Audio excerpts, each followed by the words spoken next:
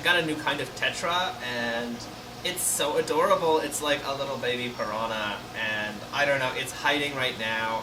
I got 4 of them, and I'm really hoping that maybe I can get them to come out and show you on the camera, but I think they're gonna be okay in my 10-gallon tank, you know, because they're so small and cute. Let me see if I can chase them out.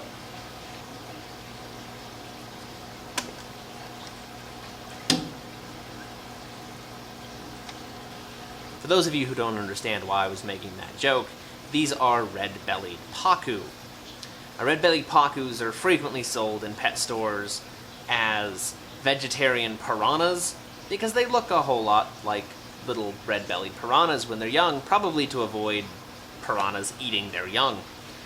They are very cute at this stage. They are exactly the same size as the Black Phantom tetras that I got at the same time, and that's interesting because I know a lot of places still sell these, and they just look like any other tetra because they are tetras. Reviews for these fish are full of people talking about the fact that they get them in 3 to 4 weeks later, they're 6 inches long. And they are so much worse than that, because it's not just people going, holy crap, I got this fish and I was way in over my head. They'll go to articles that talk about this fish, and they talk about the fact that in order to keep these, you really want, like, at least, at minimum, a 150-gallon tank. The very smallest for one, and if you're going to keep multiple, you really want to go with about a 500-gallon. People will go to this article that talks about the fact that these get to be 55 pounds and 30 to 36 inches long, and they'll leave comments like, I've got 2 in a 55-gallon. You should really probably think about getting at least a 75. My husband bought some of these at the store when they were the size of a quarter, and we put them in our 20-gallon tank and they got too big, so we went and we bought a 30-gallon tank. And now they're about 6 to 8 inches long, and they're eating their tank mates. Several 6 to 8 inch long fish in a 30-gallon tank, like, alone, that's a problem. That's a big problem. That's big fish. And these people still seem completely oblivious to the fact that they bought a fish that's going to be the size of that 30-gallon tank. So, when I went looking for fish, for stock, I had to get some pencil fish and some more tetras and things like that for the big tank, and I wanted to get some things for sale. You can kind of see behind me the Central American cichlid tank that I've set up. I assume you can see the large Jack Dempsey swimming around in there. I got a bunch of Central American cichlids and things for that. And I noticed that they had these pacu on there for $1.75. Now, when you factor in the shipping cost and the profit for a store, these will probably run anywhere from $4 to $6 most places, the size of a quarter. So I think it's important for people to really understand what these turn into.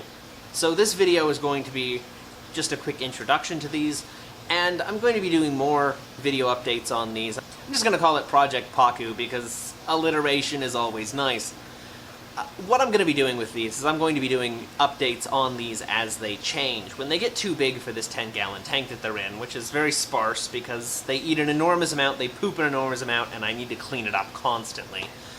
When they get too big for this 10-gallon tank, I'm going to move them to a larger tank, and I'm going to do a video on it, telling exactly how long it took for them to get there, what I'm moving them into, and what the problems or positive benefits of owning them at that point are.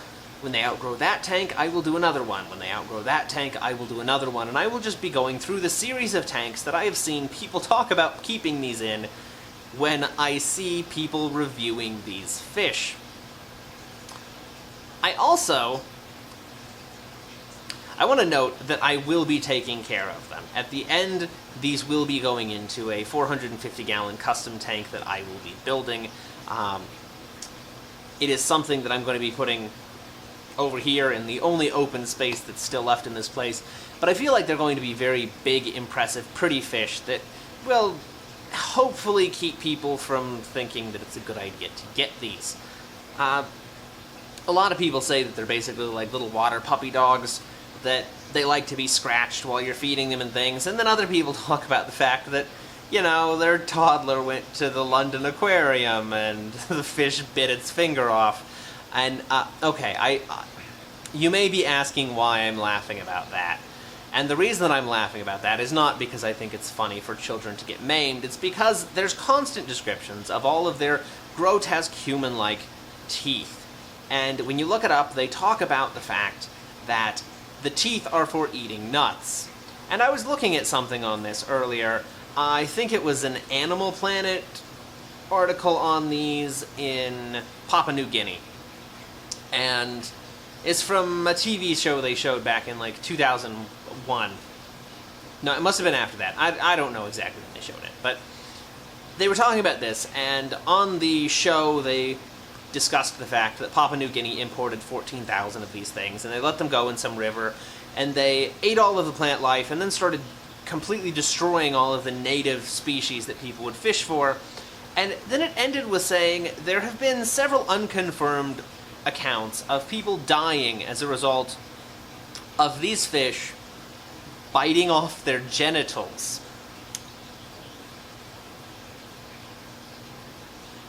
And I don't know, you know, the teeth are meant to eat nuts. Ha, ha, ha, ha. I've seriously been laughing about that for like 4 days. I guess I'm a 4-year-old. I don't know. But there's so many questions involved in that.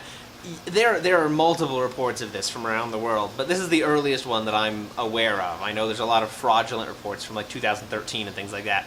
But okay, there's 2 separate fishermen, supposedly. There's 2 accounts of this, of them dying, because these people went fishing in Pacu-infested waters with no pants? Like, just naked from the waist down? Completely naked? What's the story involved in this? That supposedly these people died because it got into that artery down there. And I have so many questions, and I know that these are probably, I shouldn't say probably, I know that these are almost certainly false reports, but it's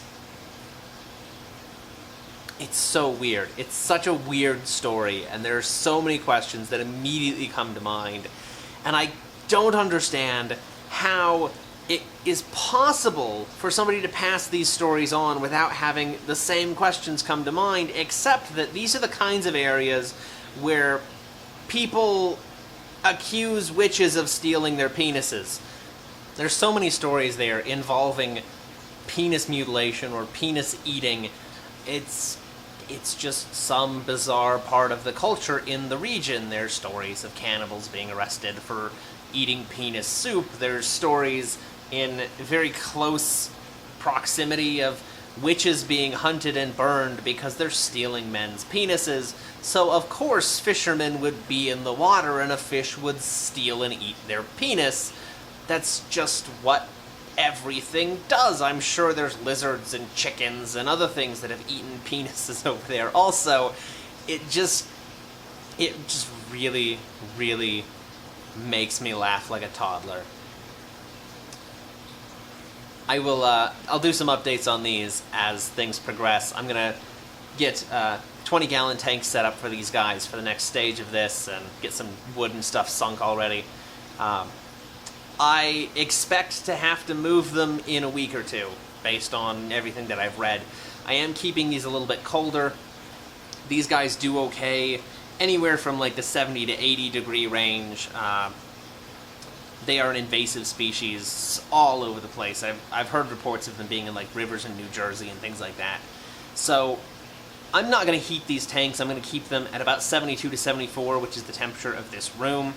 And I'm going to see how they grow at that rate, which might not be the same as if you have them in an actual heated tank, but it's not going to be a cold water tank either. The room is kept warm.